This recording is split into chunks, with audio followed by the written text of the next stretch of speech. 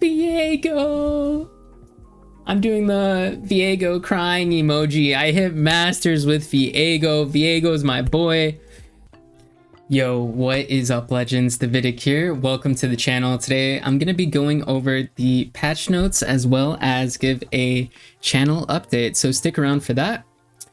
But for now, let's get right into the patch. And quick disclaimer, I have seen the teaser and where the Nami buffs at? I mean nerfs. Where the Nami nerfs at? So that is one thing that I did want to see. And in the patch spoiler, there were no Nami nerfs. So I just gotta put my 2 cents out there that I'm really salty about that. And I think Nami nerfs were definitely warranted. But let's go into the patch. So this is the disclaimer that I was talking about with the small peek behind the curtains. Okay. All right, so let's go with, I did see that they were gonna buff the Daybreak package, so I'm curious to see. Oh, they give her Challenger. Okay. So, oh, but she now goes to a 5 cost. Interesting. So Leona is now a 5 mana 3/5 with Challenger, and she still has the Daybreak stun the strongest enemy.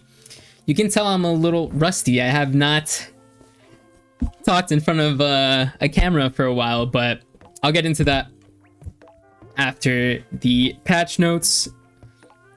And then she no longer gets Overwhelm, but now has Daybreak, or when you activate another Daybreak, stun the strongest enemy and give me Barrier this round. Okay, so instead of... It was nice that she had Overwhelm, because that is a keyword, and you definitely want to have a keyword on your champion to close out the game. But because she didn't have a very high attack stat, the Overwhelm did feel out of place. Like, it felt like, okay, Leona's got the Overwhelm keyword, which is nice, and we take those, but I really am enjoying this new direction of turning her into a Challenger unit, as well as stunning the strongest enemy and giving her Barrier. So it's definitely a lot more like in League, where she gets the shield and then she's locking down opponents. So let's read their explanation. With Daybreak getting a new look, we wanted to make sure Leona was still the bright star at the center of the deck. With more ability to control combat, Leona should be able to lead the Solari into the fray and leave your opponents in mourning. Alright, so what is going on? Okay, Sun Guardian is now 3 cost. 6 cost, 6/5, and then Daybreak give me +4/+4. Now it is a 3 cost and a 2/3. Daybreak, or when you activate another Daybreak, grant me +1/+1. Interesting. 3 mana, 2/3. Daybreak, or when you activate another Daybreak, grant me +1/+1. So it'll be a 3 mana 3/4 that grows. That seems pretty good.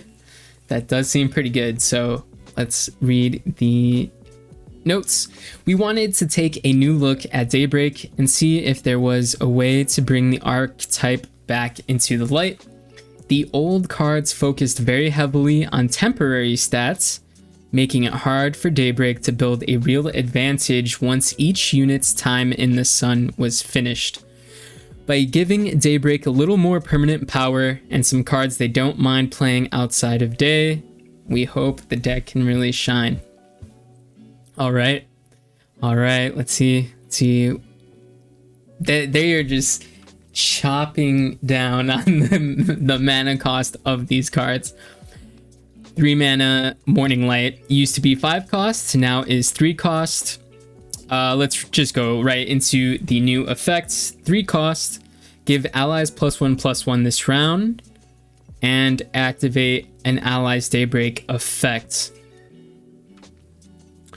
Oh, so it's no longer all. Give allies +1 plus. Okay. I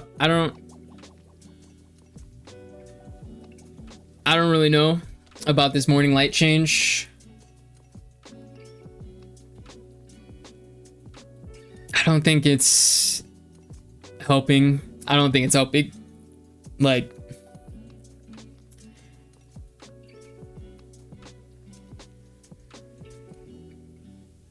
why not just give them, I don't know, maybe if they kept it the way it is, where they activate all ally daybreak effects at once, maybe that's just like way too broken.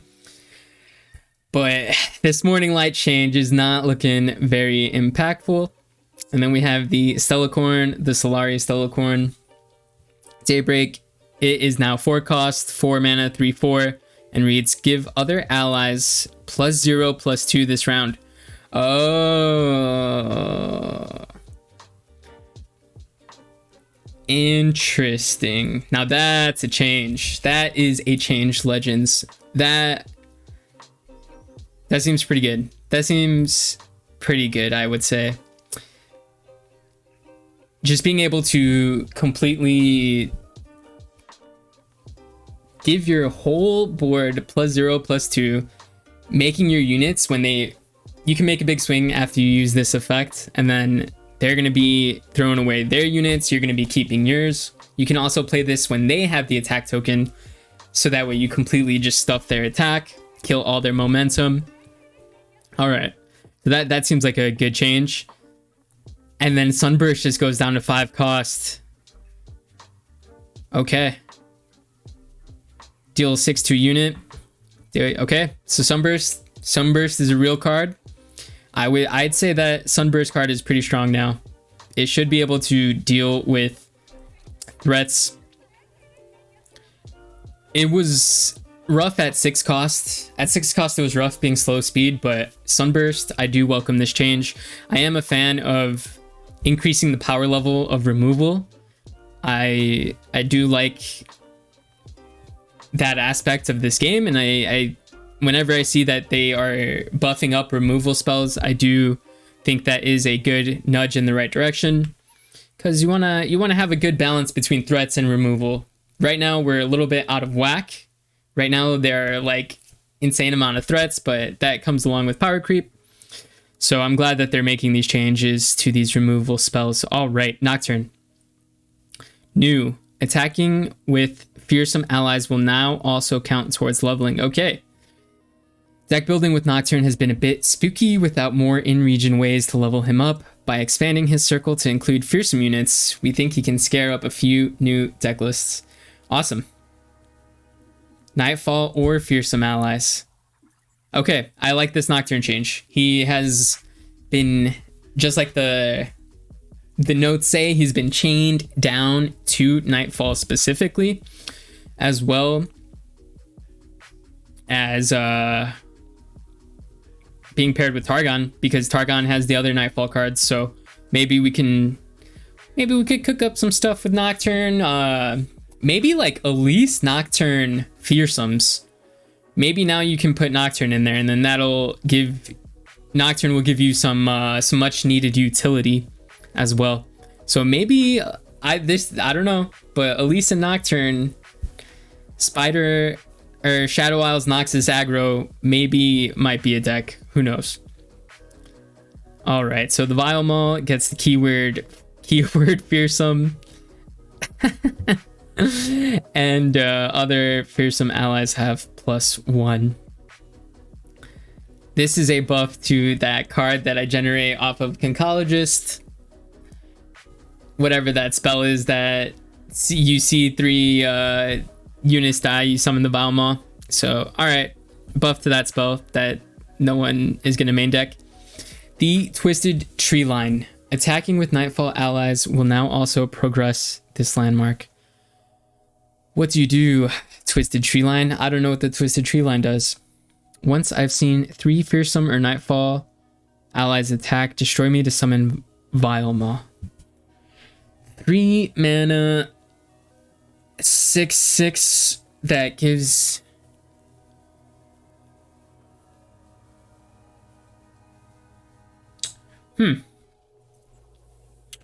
I mean, 3 mana, 6/6. Maybe it takes 2 turns.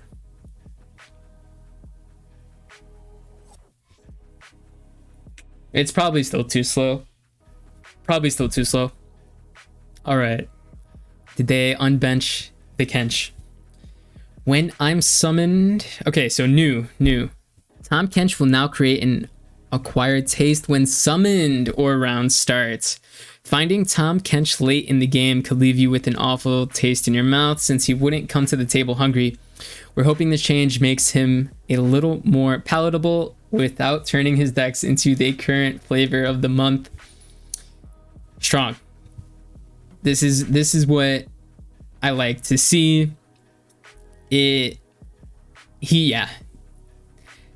Tom Kench was late to the... He didn't get the memo when all the cool kids were getting their effects on summon or round start. So I'm glad they finally let Tom join the table with the cool kids, the cool champs. So, okay, nice. Very nice. I mean, maybe I'll play some Tom Kench Soraka and try it out. We'll see. I did hit Masters, by the way. I did hit Masters before my last vid. Come on. Of course. I was literally just about to say that I can tell that they have stepped up their game with the actual writing of the patch notes, but now they've got Master. I'm looking at, what is this? What am I looking at? I'm looking at nothing. There's supposed to be beautiful artwork here. Okay, so let's see how they plan to make Master Yi viable. The spell reduction cost will now persist through turn end. What does that mean?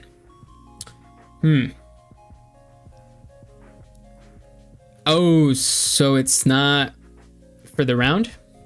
Yi has had some trouble getting into the flow since coming to Runeterra, but we think that letting his wisdom persist between turns may take him to a higher plane of win rate.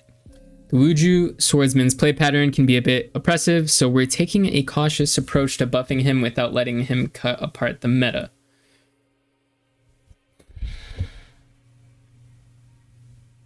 So maybe I'm a bit confused because I don't know what now persist through turn end means. I don't know if that's permanent or if that just means that these spells will be reduced for an extra round, an extra turn, where they get... Oh god. Where they get it reduced for 2 rounds total, or if it's permanently reduced. I don't think it's permanently, so my best guess is that it'll be reduced for 2 rounds.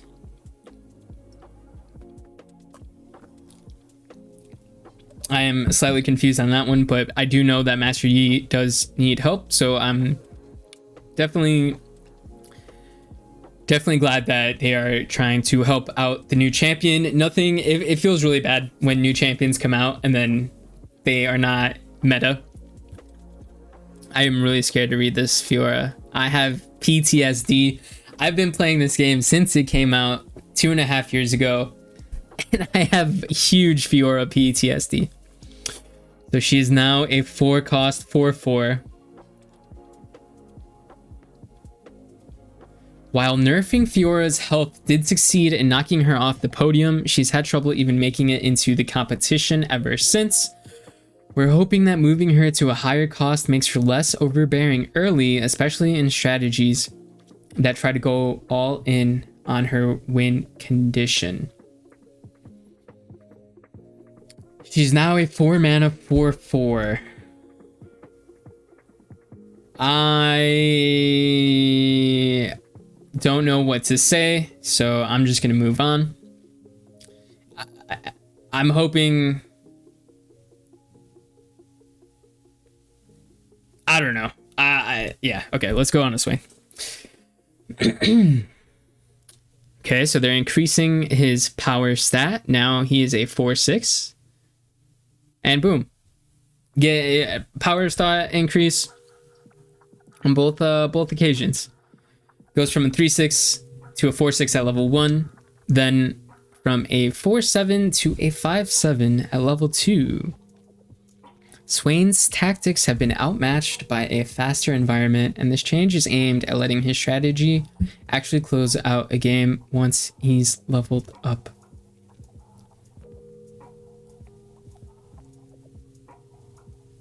Okay, so base stats 1/5 to a 1/6, and then 2/6 to 2/7. So it looks like they're reverting her nerf. Okay, so we knew we wanted to release some of Alawi's Stranglehold on the meta, but the nerfs to her and Bard nudged her down a little further than we'd like. With Riptide Sermon getting toned down this patch, we're pretty sure Alawi needs to buff up again to be viable.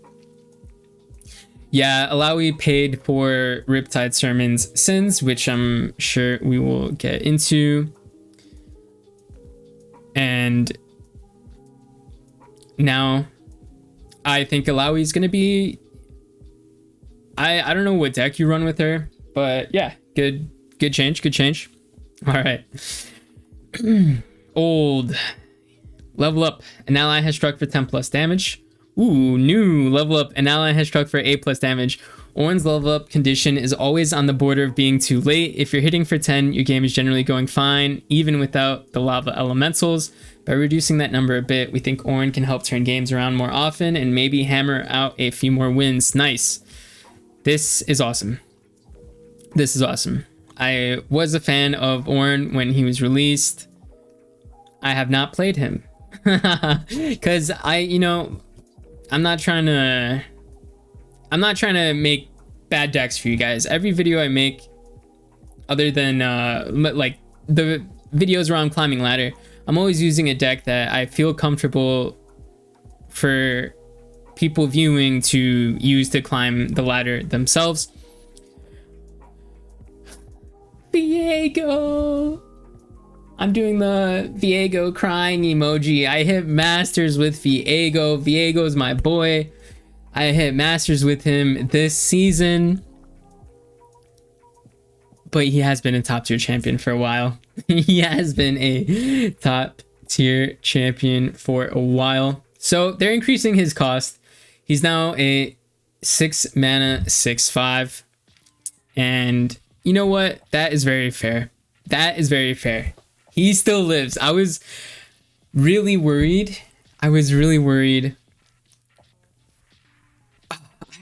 don't know. We're gonna, with Nami not getting touched, maybe he can't make it into my seasonal lineup. I had every intention of bringing Viego once again to my seasonal lineup. So let's read their explanation. Viego has been a top tier champion for a while now, and while we have no interest in ruining the king, we'd like to give opponents another turn to prepare before they've missed their opportunity to win. Okay, so while Viego has been top tier, he has been one of my favorite champions. So my boy, no, and hate spike too.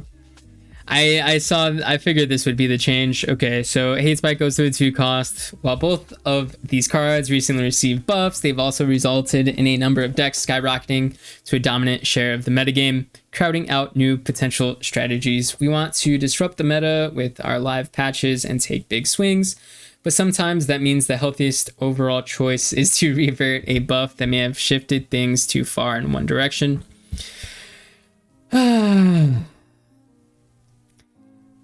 These are good changes and warranted changes. I'm just salty because Shadow Isles is my favorite region, and yeah, I'm just salty. This is complete bias right now. All right, this I'm not salty about. This I'm biased the other way. This makes me way biased the other way. Oh my goodness. Yeah, they just, okay, so yeah, Mark of the Storm is included.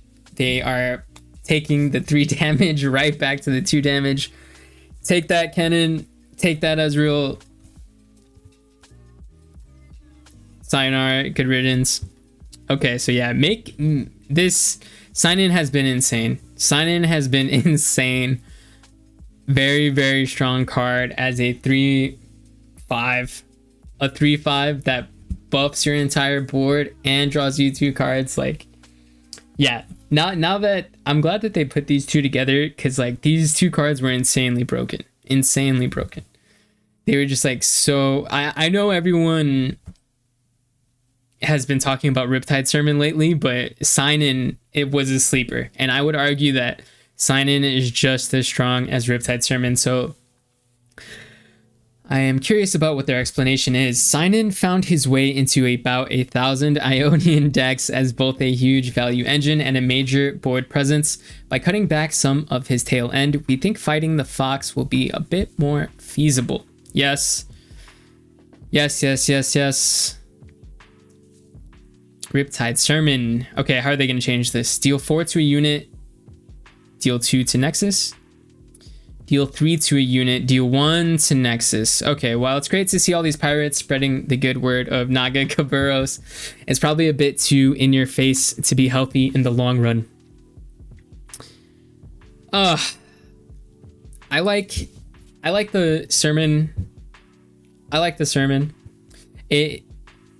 The deal 1 to the enemy Nexus is still in line with Bilgewater. Bilgewater has still... They keep the flavor of the Bilgewater region, which I think is an important thing to do in this game. Keep the region identities.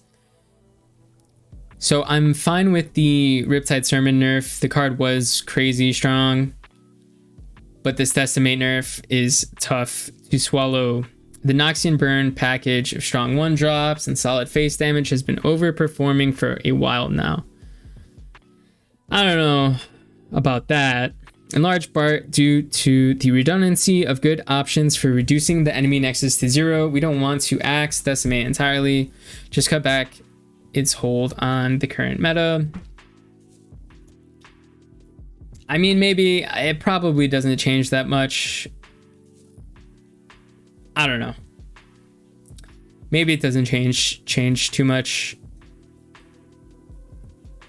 Harrowing goes to 10 cost. Gwen's Camivorn party has been going strong for a while now, and the Harrowing has been a part of making sure the dance never ends. We want the Harrowing to stay as a big, splashy finisher, but we're adding another step into the routine before you reach the finale. Okay. I think, yeah. 10 cost, win the game. Seems pretty good. Rite of Calling becomes 1 cost. Oh, what are they doing? Rite of Calling 1 cost. Free calling can be a frustrating experience to play against, letting decks access to their champions consistently with limited drawbacks. Hopefully this puts some of Shrima's mono champion strategies on hold for a little longer while they wait for an extra mana. All right. I am definitely a Rite of Calling enjoyer, but okay. I see what they're doing.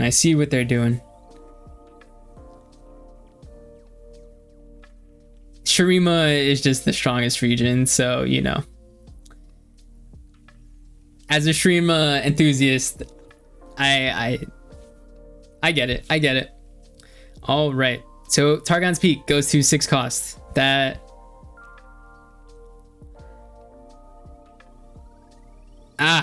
why? While peak gameplay hasn't been dominating, we're worried about a deck with this much variance holding a notable share of the meta. With an extra mana on the peak, you'll have a little more time to execute your game plan before the opponent reaches the mountaintop. Riot, LOR team, what are you doing? You can't just kill the peak. They have killed the peak, so peak is killed. RIP the peak.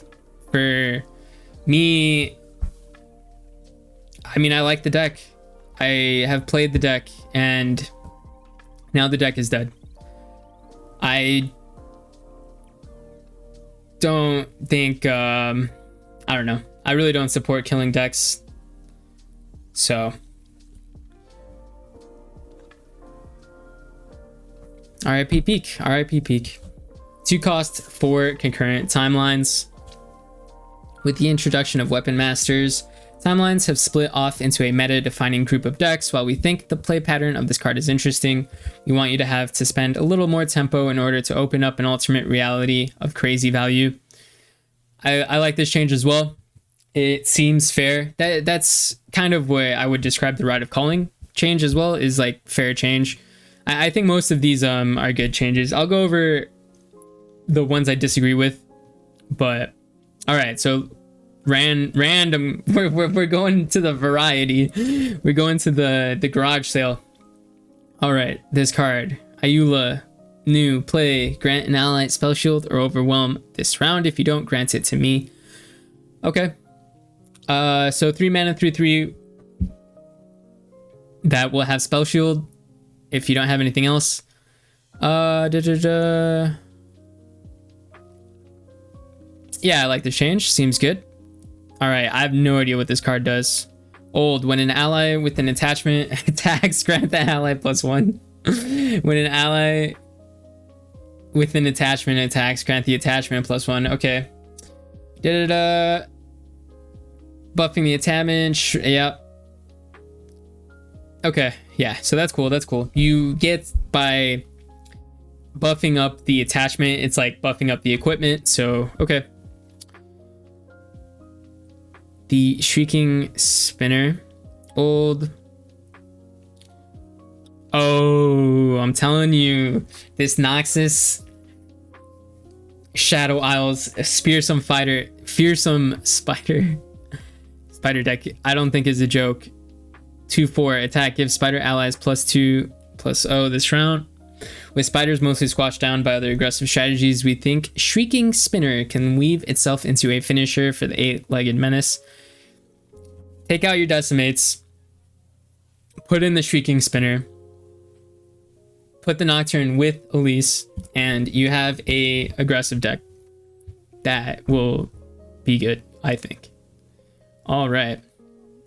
So Ritual of Renewal goes from heal 7, draw 1 to heal 4, draw 1. Good. This is a good change. I don't think it gets into decks, but this is a good change.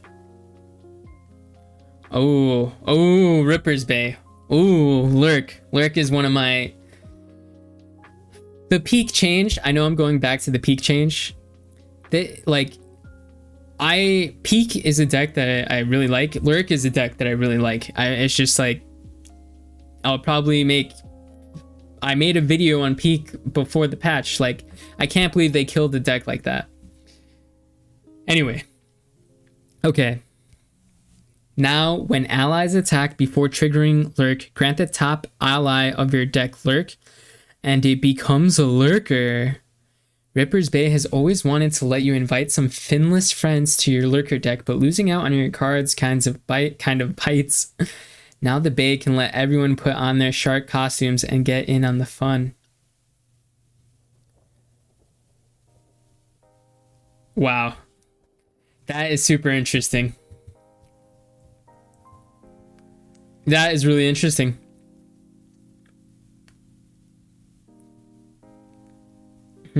How much is 1 mana worth guaranteeing Lurk? That's interesting. That's really interesting. That has a lot of implications for the Lurk deck. I like this change a lot. All right. Leviathan goes to 7 cost and now is a 5/7. Okay. Ooh, okay, so it deals it twice, but it comes down a turn earlier. Swain's boat has been in the harbor for a while now because of how slow it is. Moving it down the curve should get the Leviathan into open waters more often, at the cost of some of its firepower. All right, I like this change. I do like this change.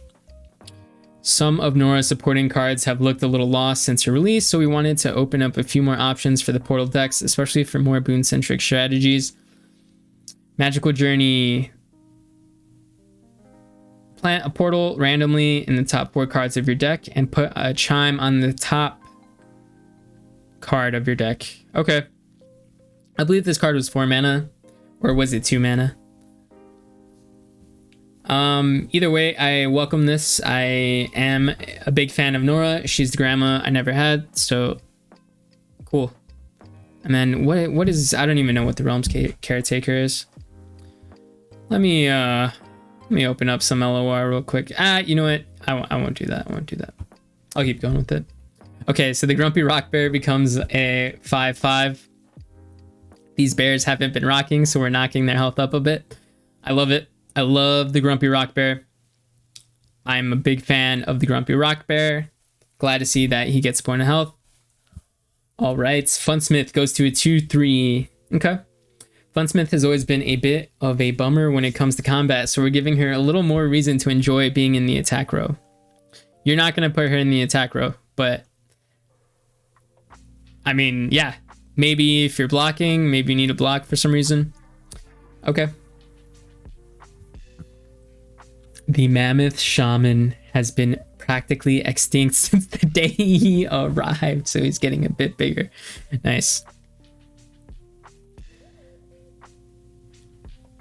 Ooh, and the Mammoth Rager becomes a 7/7. Cool. Very cool. Belliard buffs are always welcome in my eyes. And this is a 3/3. Wind Singer never quite hit the right notes as an expensive tempo unit, so we're shifting her to more of a finisher role that harmonizes with the recall strategy.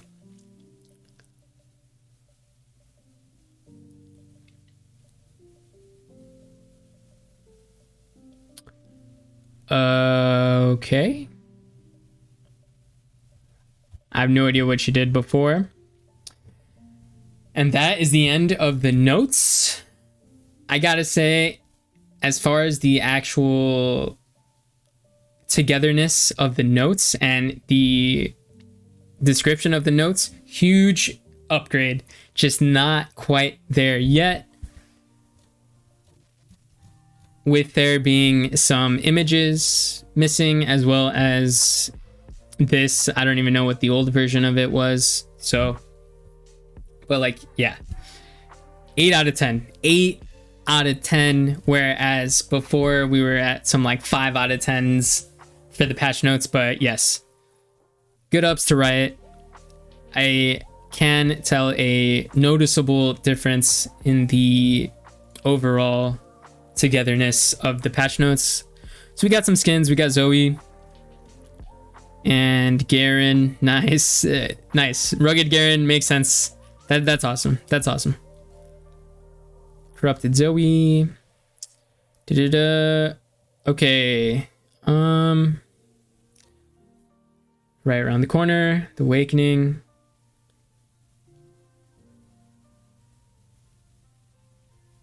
Okay, so they're gonna release an article about Worlds in the upcoming weeks, and we got some bugs. And that is the patch notes. I was going to do a channel update, but this was a lot longer than I expected. So let me just quickly run down the changes. Okay, so let's go up. Trying to think of like huge meta defining. Magical Journey, maybe gets put in a Nora deck, but that's iffy, I would say. Planet Portal, you get +1/+1 from the chime, and then you get a portal. If it's 2 cost, maybe. Good change. So far, all these are welcome changes. The Ripper's Bay makes the Lurk build interesting. Then the Shrieking Spinner, I think, could be a big deal. I do think that some sort of Spider, Fearsome, Elise, and Nocturne deck could potentially shake up the meta. Peak is dead as a deck completely.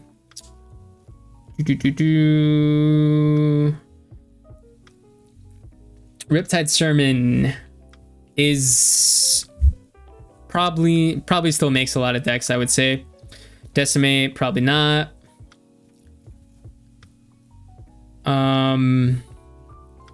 Hopefully Kennen Ezreal is dead.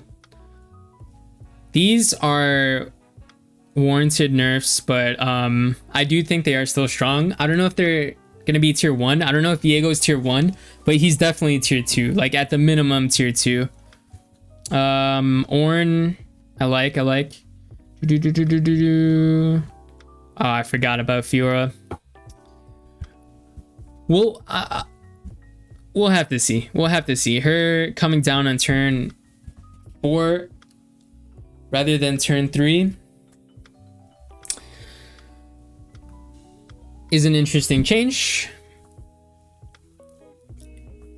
I mean, only time will tell if she like runs over like crazy. She's just such a polarizing champion, so I'm always super cautious when they change Fiora. Okay, so yeah, we got all that. I think this Daybreak package is super awesome. I like the new direction. It seems like Targon now has a unique and viable archetype, so that is awesome. The only thing, I like most of the changes. The only thing that's missing were Nami buffs, so I think Nami Lee Sin is going to be undisputedly the best deck. I don't see how you could argue against that. But that is my reaction. Thank you so much for watching. If you enjoyed, leave a like, comment, and subscribe. But above all, stay legendary.